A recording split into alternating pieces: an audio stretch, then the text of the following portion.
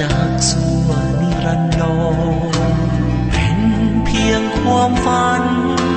เป็นเหมือนดังละครที่แสนอ่อนสอนแต่ให้ความจริงคิดทั้งภาพที่เราเคยร่วมหากันทางก็สุขสันต์บอกเคยคิดว่าจะซ้ำตรง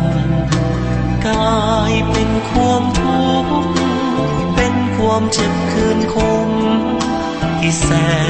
นระทมหยดด้วยน้ำตาเมื่อลำตาลงข้างในจิตใจนั้นยังคิดถึงแต่เขาคิดถึงเมื่อตอนเค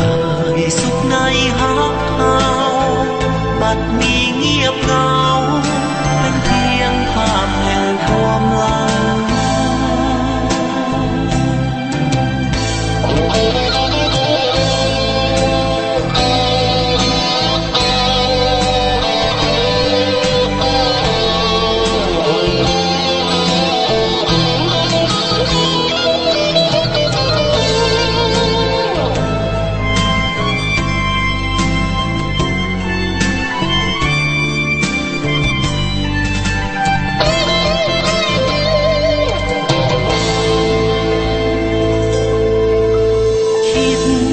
ทั้งภาพ